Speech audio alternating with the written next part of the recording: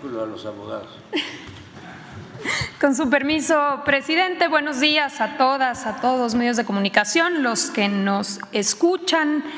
El día de hoy queremos tocar el tema de la sobrerepresentación para conocimiento de todo el pueblo de México.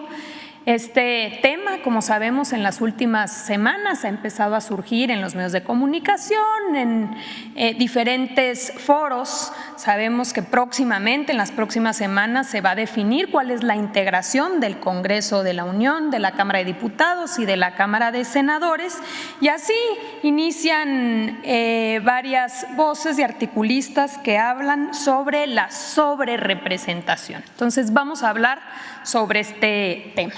Si me prestan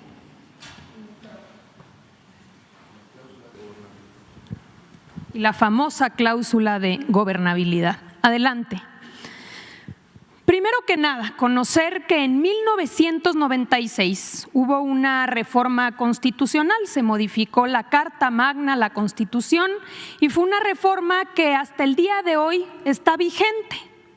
El artículo 54 de nuestra Constitución regula cuál va a ser la distribución de los plurinominales. Y con esta distribución regula también lo que se ha llamado la sobrerepresentación. Y hay dos reglas muy importantes que establece nuestra Constitución que, como aquí podemos ver en el texto, dice: primera regla, ningún partido político podrá contar con más de 300 diputados, ya sea por la vía de mayoría o plurinominal. Cualquiera de las dos, ningún partido político puede tener más de 300 diputados. Es la primera regla que establece nuestra Constitución sobre la sobrerepresentación.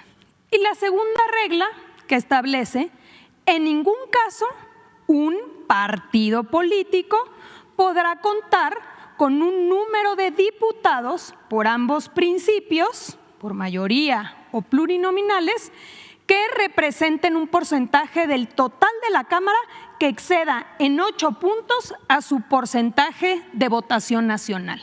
Es decir, que la votación total emitida por un partido más 8 puntos porcentuales va a ser el límite máximo que podrá tener el partido político respecto a la asignación de curules de diputados. Estas dos reglas que se introdujeron en la Constitución en el 96, hoy están vigentes en nuestra Constitución.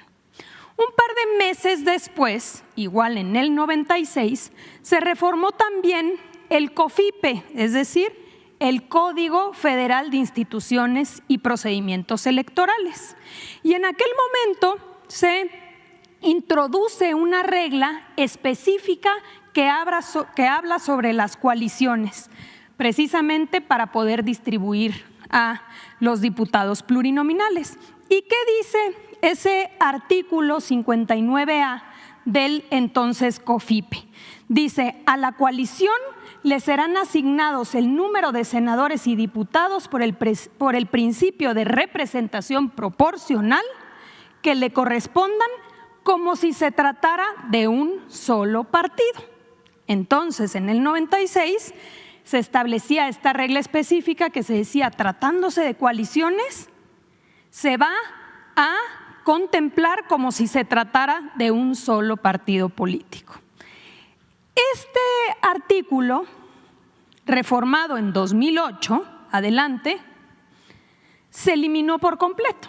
En el 2008, el PAN, el PRI y el Verde Ecologista, por mayoría, eliminaron este párrafo cuarto del artículo 59A, que era la regla sobre las coaliciones. A partir de entonces, eliminándose esta regla específica, la asignación ha sido por partidos políticos y no así por coaliciones. Y lo podemos ver en todas las elecciones que siguieron después de 2008. Vamos a verlo. 2009, por ejemplo, hubo coalición PRI Verde Ecologista, también PT y lo que era Convergencia, hoy Movimiento Ciudadano. ¿Cuál fue la distribución de los diputados plurinominales? Por partido, no por coalición, por partido, como dice la Constitución. En la elección de 2012 hubo coalición del PRI, del Verde, de Nueva Alianza, también del PRD, PT y Movimiento Ciudadano. ¿Y cómo se distribuyeron los diputados? Por partido. En 2015 hubo coalición del PRI, Verde Ecologista, del PRD y del PT. ¿Y cómo se distribuyeron los diputados? Por partido. En 2018, PRI, Verde y Nueva Alianza, Morena, ya como partido político con Encuentro Social y PT, PAN, PRD, Movimiento Ciudadano, y nuevamente, de acuerdo a la Constitución, la distribución fue por partido, no por coalición. Finalmente, en 2021, que fue la coalición de PRI, PAN, PRD, Morena, PT y Verde, nuevamente, de acuerdo a nuestra Constitución, la distribución fue por partido.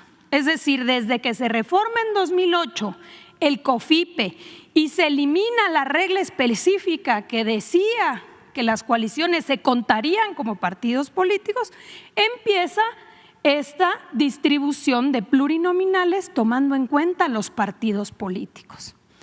¿Qué pasa en esta legislatura? Ahora, con la reciente elección, como podemos ver aquí y lo hemos presentado en anteriores ocasiones, estos son los diputados por mayoría que se han obtenido por parte de los partidos. En el caso de Morena, por ejemplo, 161 diputados por mayoría, distritos ganados. El cálculo de acuerdo a el criterio por partido político sería que obtendría 87 diputados por representación proporcional, es decir, plurinominales, dando un total de 248. Primera regla de la Constitución que regula la sobrerepresentación: no más de 300 diputados, 248, no son más de 248 diputados, es la primera regla. Y segunda regla que establece la Constitución es el total de la votación emitida más 8 puntos porcentuales, no puede exceder. ¿Cuál fue la votación emitida por Morena? 46.54%. Si le incluye uno los diputados plurinominales, te da una representación de 49.6%. No excede la segunda regla establecida por nuestra Constitución. Y así lo podemos ver en el caso del PT, 38 diputados por mayoría, 12 sería la asignación de representación proporcional, dando un total de 50. El PT obtuvo 5.8% de la votación, obtendría el 10% de representación en la Cámara. En el caso del Verde Ecologista, del PAN, del PRI, del PRD y de Movimiento Ciudadano, lo mismo. En ningún caso se transgreden estas dos reglas básicas de nuestra Constitución: que no excedan 300 y que no excedan la votación total más el 8%. Aquí está la distribución que hemos señalado. ¿Qué sucede o por qué esta discusión? Porque, como sabemos, de acuerdo a las reglas hoy establecidas en nuestra Constitución, la coalición Morena, PT y Verde Ecologista obtendría 373 diputadas y diputados, es decir, una mayoría calificada. Y la mayoría calificada te da la posibilidad de modificar la Constitución, no solamente las leyes. ¿Por qué esta discusión y por qué no quieren que se siga con el mismo criterio que establece nuestra Constitución y que se ha mantenido desde 2008? ¿Por qué ahora dicen no, que no sea por partido, que sea por coalición?